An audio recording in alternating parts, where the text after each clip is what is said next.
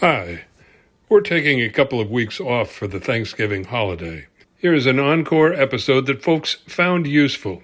We hope you will as well, whether it's your first or second time listening. Best wishes for the holidays. Understanding and serving the needs of your department's clients, whether inside or outside your company, is probably your most important task. In this episode, we will talk about how to build and maintain that vital connection with your clients. Hi, I'm Rick Kendall. And I'm Fred Ball. Welcome to Management Mastery. The purpose of these podcasts is to share what each of us has learned about good and bad management in our combined over 40 years of experience, both as managers and executive coaches. During that time, we've coached managers at every level in companies from Fortune 100s to brand new startups in all major businesses, including nonprofits, government, and education. So whether you're just starting in your first management position or are an experienced manager looking to strengthen your management skills, we know our podcast will be valuable to you. If you don't believe you have clients in your job, then you should start looking for a new job. Why? Because if you don't have clients, that means nobody in or outside your company needs what you do. And sooner or later, somebody will decide they don't need you. So we all have clients, and that's what we're going to talk about today. The best client service is where a strong relationship is built and consistently maintained. If you can build a strong relationship, it can work both ways. You serve the client's needs, and they provide you with valuable information and often save you from potential problems. So today what we want to discuss is three things: the importance of understanding your client's needs and how you can best serve them, setting priorities and remaining flexible among multiple clients and across multiple needs. It's important that we develop an understanding of the client's business and their needs. The first thing you need to be doing is developing an understanding, a clear understanding of your client's business, who their clients are and how they serve them, and how your department helps them to do that. So you want to research how the clients have been serviced in the past, right up to the previous administration of your department. You want to talk to your supervisor, talk to your team members and colleagues who have been involved in servicing the client, and talk to the previous manager of your department if you can, just to find out how the service provided by your department has been received, what the good parts and the bad parts are. That's interesting, Rick. So few people, they do it, but they don't do it at the level that you just talked about, where you really want to try and get as involved as you can in trying to understand what the client is trying to achieve. Yeah, and a lot of times the kind of instructions about what you need to do to serve the client will come from your supervisor. And so you're getting it sort of third hand. I had a client where the supervisor had a terrible time understanding what the client actually needed. And my client finally realized that they had to go direct to the source, sort of surreptitiously going around his boss to the client and saying, well, George is telling me this. Is that what you really need? And getting this getting it all straight from the horse's mouth, without letting on to his boss that that's what he was doing. That can clearly be an issue, because the supervisor, your boss or your boss's boss, may have been out of the business of servicing the client for a number of years. And they're still thinking back to perhaps a situation when they were in charge. Oh, absolutely.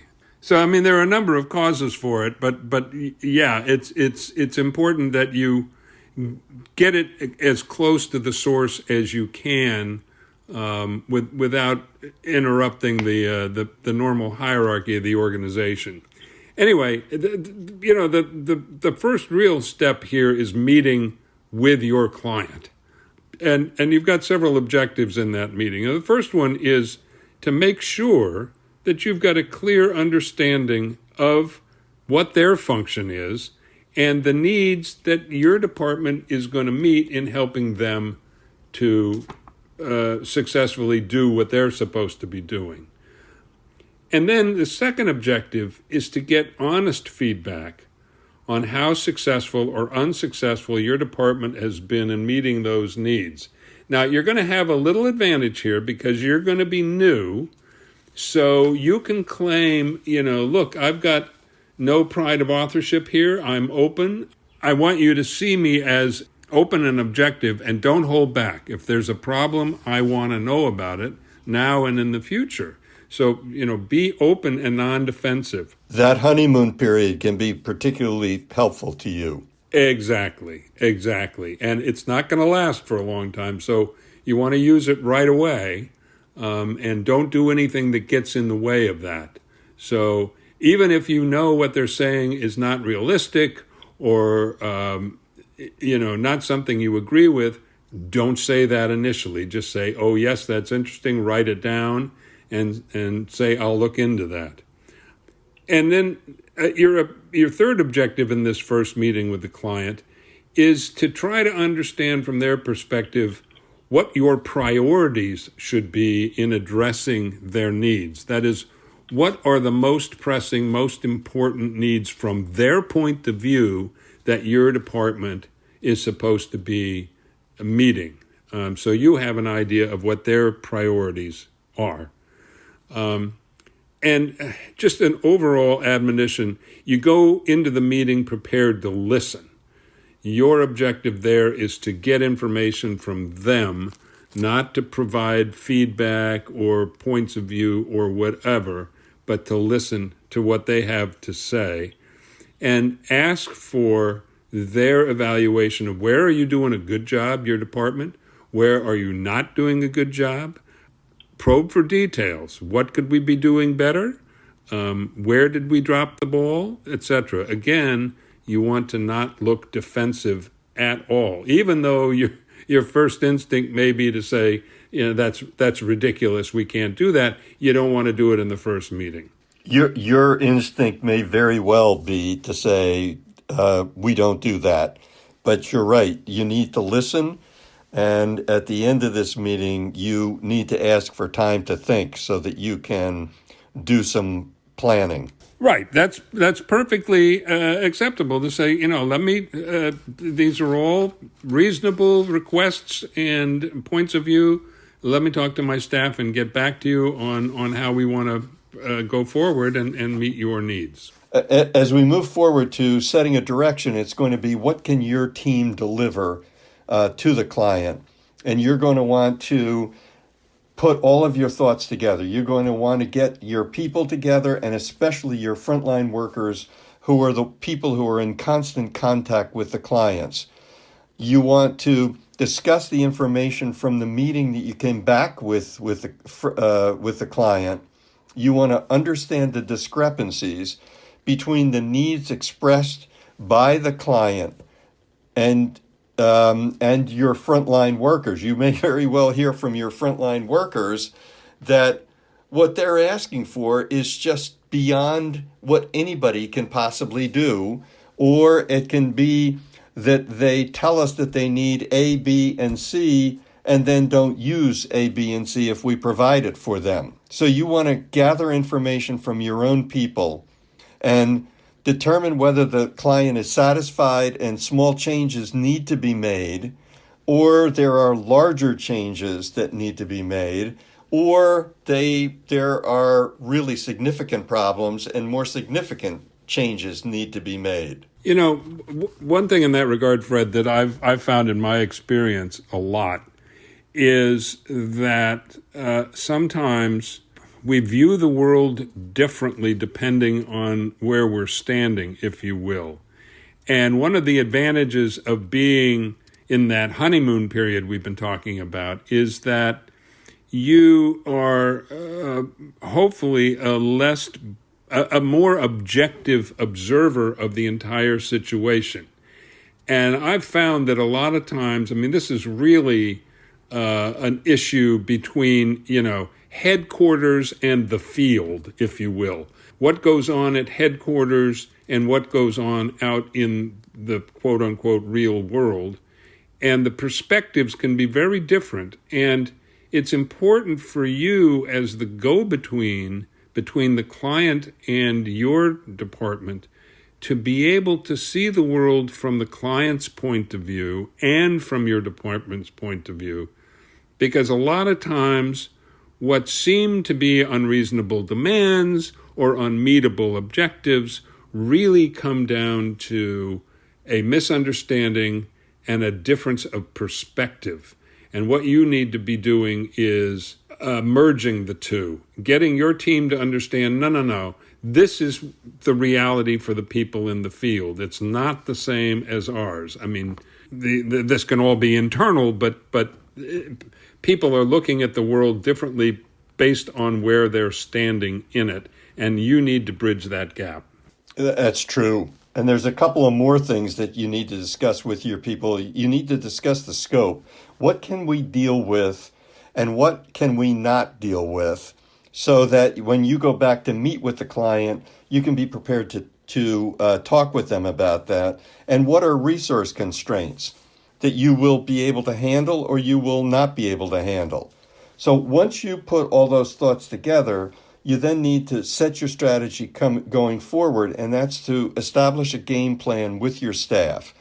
You want to have clear ends in mind, and there should be somewhere between 1 to 3 clear major goals. An example would be that the client has told you that the personal relationships between their people and your people are not as good as they could be, and so improved relationships would be a clear major goal. Another possibility might be to improve operations, if that is an issue. But you can only select a couple of those, and then you need to be prepared to move forward. You want to talk about time frames.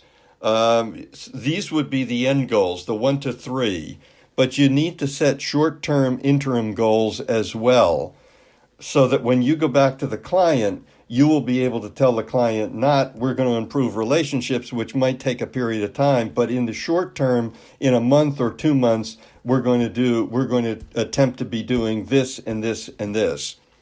And you want to set within your own staff weekly or bi-weekly or monthly evaluation meetings to talk about how we're doing in relation to the goals, and that we need to make sure that whatever you're setting is absolutely clear to your staff. And then it will be time to go back to meet with the client. And I think in doing that, I mean, where we're going now is the process of building and then maintaining this relationship with the client. And I think what's important is that you never take the tone of this is what we can or this is what we will do. But these are the constraints we're operating under, and how should we work together to meet your needs, Mr. or Ms. Client? That's our purpose. That's our reason for being here, is to give you what you need to do your job. So if what they're asking for is something you don't think you can do, then explain why that is, but say, help us figure out what, to set the right priorities so we give you as much as is possible to help you. And, always want to thank them for their input and, show how you've responded to what they've told you initially. And lay out, here's what we're thinking about doing to meet your needs. And be open to them saying, I don't think you quite understood us. We want this, that, and the other thing. so that it's an interactive process, and make it clear to the client that that's how you see it, that you want feedback from them on how you're doing constantly, and that you will hear and respond to that. And you have to remind your team that the client comes first and is always right. There's a famous supermarket in Connecticut where outside the entrance to the supermarket is a big boulder, and carved into the rock it says, store rules, rule number 1, the customer is always right. Rule number 2, when the customer is wrong, see rule number 1. And that should be that should be the operating principle of your department. That, it's their perspective on the world that's the right one. When push comes to shove, because they're the ones whose needs you're meeting, and that's your purpose. Sometimes that's hard to do. Sometimes it's hard to swallow. We all have unreasonable clients. And when that happens, the objective there is to find a way, try to negotiate a way to meet everybody's needs as well as possible. Sometimes you're going to have to bring in outside help. Now, one of the things that I want to always do, when you said I want to be aware to be able to respond to a client need if it comes up, I want a regularly scheduled meeting with the client, because sometimes when we start to do well, the client may not call us. But if we have a regularly scheduled meeting to be able to say, how are we doing? Are there any of your client needs that have changed, and how can we help, is a great way to continue to build the relationship. Oh, I agree. And it's always appropriate to say, how can I do better? If everything is going right, then we're doing something wrong because we should be doing it better. And I think that's a good way to kind of look at it. Always be looking and talking to your clients about how can we do more for you. And believe me, that gets fed back to senior management. That gets points in your column for doing that and meaning it. So you're being selfish when you do that. Just think of it that way. When I say, how can I do more for you, you're doing more for yourself. No question. To summarize what we've been talking about today, we've talked about understanding the client's business and their needs going forward. We talked about what can our team deliver, and we've talked about how to build and maintain the relationship. We hope you have found this podcast useful, and will come back again for more management mastery. If you have any comments about this or any of our episodes, or would like to find out more about our other services, including one-on-one coaching and group seminars for managers, visit our website at careercoachclass.com. Thanks for listening.